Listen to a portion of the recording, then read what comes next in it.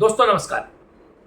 असम सुक्ति की 6 नंबर दफा को लेकर रिटायर्ड जस्टिस विप्लव कुमार शर्मा ने जो रिकमेंडेशंस सरकार को दी थी उसे आंशिक रूप से असम सरकार ने ग्रहण कर लिया है।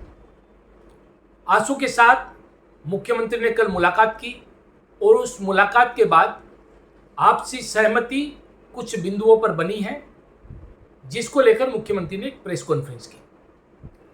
इन सब का असम के मारवाड़ी और हिंदी भाषी समाज पर क्या असर पड़ेगा, इसके बारे में आज यहां पर चर्चा करेंगे। नमस्कार, आप देख रहे हैं नॉर्थ ईस्ट तक। सब्सक्राइब करना ना भूलें, यह आपका अपना चैनल है। आपकी बातें सत्ता के उन गलियारों तक पहुंचाता है जहां पर आपकी समस्याओं के समाधान सूत्र निकल कर आए। जी हां, मुख्यमंत्री डॉक्टर हिमंत बिस्वा शर्मा ने आसू के एक प्रतिनिधि मंडल को अपने कार्यालय में बुलाया, उनसे मुलाकात की। वहां पर उन्होंने जस्टिस विप्लव कुमार शर्मा की जो सलाहें थी, जो सलाह उन्होंने दी असम सुक्ति की 6 नंबर दफा को लेकर, उस पर आपसी बातचीत के बाद एक सहमति तक दोनों पक्ष पहुंचे। उसके बाद मुख्यमंत्री ने एक प्रेस कॉन्फ्रेंस की, जिस प्रेस कॉन्फ्रेंस में उन्होंने जानकारी दी कि 67 जो कुल सलाह दी गई, उन सलाह में 52 ऐसी सलाह है जिसे तुरंत कार्यकारी किया जा सकता है, जिसमें 40 अतिशीघ्र कार्यकारी हो सकती है। और ये 40 जो रिकमेंडेशंस है ये राज्य सरकार के दायरे में आती है, उनकी हदों में आती है। 12 ऐसी है जिस पर राज्य सरकार और केंद्र सरकार को मिलकर काम करना पड़ेगा, और 15 ऐसी है जिस पर संपूर्ण रूप से केंद्र सरकार का अधिकार है और इस पर केंद्र सरकार ही कार्य कर सकती है। मुख्यमंत्री ने यह भी कहा कि इन 40 पर एक मसौदा तैयार किया जाएगा कि कैसे क्रियान्वित हो, और 25 अक्टूबर को वापस बैठा जाएगा आंसू के साथ, जिसमें अगर सारी बातों पर सहमति हो गई या अधिकांश बातों पर सहमति हो गई तो इसे अप्रैल 2025 तक लागू कर दिया जाएगा। अब यहां पर बात है कि 12 वो कौन सी है जिस पर केंद्र और राज्य के बीच सहमति बननी है, और 15 वो कौन सी है जिस पर केवल केंद्र सरकार ही सहमति दे सकती है। यहाँ पर एक और विशेष बात है, जिस बात को लेकर असम के जो अन्य जाति जनगोष्ठी के लोग हैं उनमें प्रतिक्रिया हो सकती है। वो बात है कि बराक वैली को 6th शेड्यूल के दायरे से बाहर रखा गया है। हालांकि 6th शेड्यूल की जो कमेटी है ये केंद्र सरकार का विषय है। यहाँ पर जो राजनीतिक संरक्षण देने की बात है वो राजनीतिक संरक्षण केंद्र सरकार ही दे सकती है। भूमि का अधिकार राज्य सरकार के अंतर्गत आता है, या भाषा के अधिकार, संस्कृति का अधिकार राज्य सरकार के अंतर्गत आ सकता है। सरकार यहाँ पर कार्य कर सकती है, किंतु चतुराईपूर्ण ढंग से मुख्यमंत्री ने इस बात को रखा और कहा कि डिलिमिटेशन के बाद असम के प्राय 100 से अधिक जो विधानसभा क्षेत्र है उन पर खिलंजिया असमिया लोगों का अधिकार हो गया है। हालांकि अगर पॉपुलेशन का पैटर्न भविष्य में बदलता है और अगर राजनीतिक संरक्षण केंद्र सरकार संवैधानिक स्तर पर नहीं देती है, ऐसी स्थिति में यह परिस्थितियां क्या वापस नहीं बिगड़ेगी, यह अपने आप में एक बड़ा प्रश्न यहाँ की खिलंजिया जनगोष्ठी भूमिपुत्रों के सामने है। एक बात जिसे मुख्यमंत्री भी बार बार कहते रहे हैं कि 20 सालों तक सुरक्षित हुआ है असम डिलिमिटेशन के परिणाम स्वरूप। अगर हम 20 साल भी मान ले, मुख्यमंत्री की बात भी मान ले, तो 20 साल के बाद क्या होगा अगर राजनीतिक संरक्षण नहीं दिया गया। दूसरी बात, जहां तक सारी रिकमेंडेशंस की बात है, काफी समय तक यह मामला लटका हुआ है। 39 वर्ष असम समझौते को हो गए हैं। ये एक प्रशंसनीय बात है कि मुख्यमंत्री हिमंत बिस्वा शर्मा चाहे राजनीतिक कारण हो या सामाजिक कारण हो, इस मामले में आगे बढ़कर आए हैं। वो भी धन्यवाद के पात्र हैं कि कम से कम विगत की जो सरकारें फेल हो गई, पूरी तरह से असफल हो गई, उन्होंने कुछ हद तक इस मामले को आगे बढ़ाया।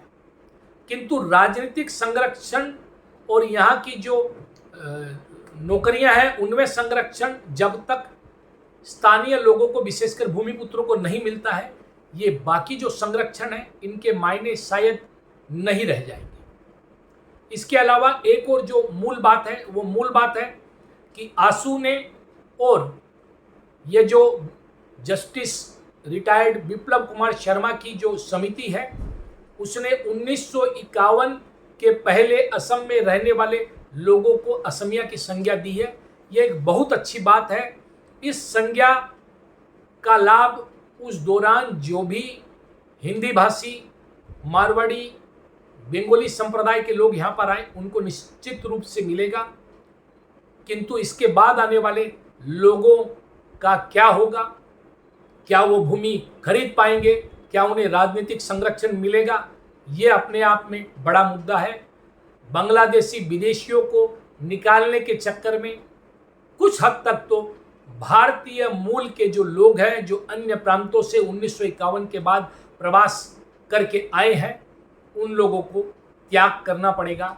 या उनके सामने क्या संकट आएगा और किस प्रकार की समस्याओं का उन्हें सामना करना पड़ सकता है।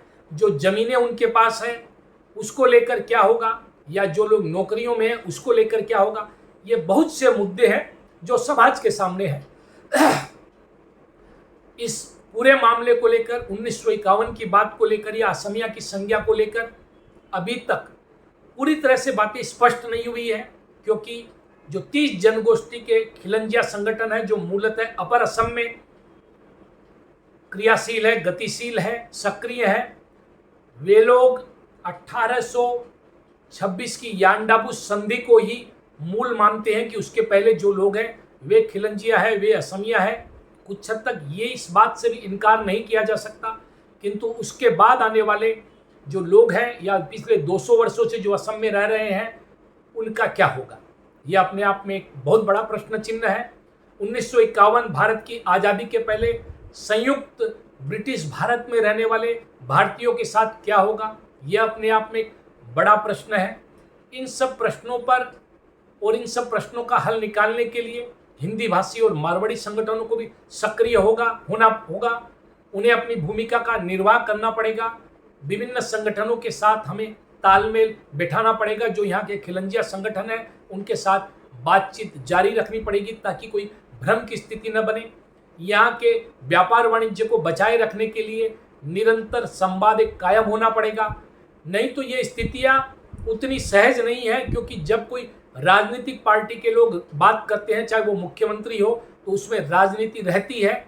यही कारण है कि आशू को ही लेकर मुख्यमंत्री बैठ रहे हैं। कई से आरोप है और उन आरोपों का जवाब तो समय ही दे सकता है, या मुख्यमंत्री या आशू ही दे सकता है। जब मुख्यमंत्री से पूछा गया कि 30 संगठनों के साथ वो बातचीत क्यों नहीं कर रहे या अन्य संगठनों के साथ वो क्यों नहीं कर रहे, तो उनका जवाब था कि डॉक्टर विप्लव शर्मा सबके साथ बैठ चुके हैं। यह बात तो आशू पर भी कहीं ना कहीं लागू होती है। अच्छा होता कि मुख्यमंत्री सभी संगठनों को साथ में लेकर, उनको भरोसे में लेकर क्रियान्विति से पहले एक बार आपसी सहमति का माहौल बनाने की कोशिश करते। तो यहाँ पर अभी बहुत कुछ होना बाकी है और बहुत सावधानी के साथ संवाद बनाते हुए हिंदी भाषी और मारवाड़ी संप्रदाय को भी आगे बढ़ना पड़ेगा। नहीं तो किसी भी प्रकार की भ्रम की स्थिति में, मिसअंडरस्टैंडिंग की स्थिति में आपसी माहौल और वैमनस्यता का माहौल बन सकता है, जिसका खमियाजा सभी समुदायों को, विशेषकर हिंदी भाषी और मारवाड़ी समुदायों को उठाना पड़ सकता है, जैसा कि अभी हाल ही में हुई कुछ घटनाओं में देखा गया। तो सावधानी जरूरी है, आपसी संवाद जरूरी है। सभी स्तरों पर राजनीतिक बातें अलग करके स्थानीय समाज के साथ निरंतर संवाद कायम करना जरूरी है। और यही मूल सूत्र है शांति, सौहार्द और भ्रातृत्व का असम के विकास का। नमस्कार, देखते रहिए नॉर्थ ईस्ट तक। वंदे मातरम। भारत माता की जय। जय आयोग हो।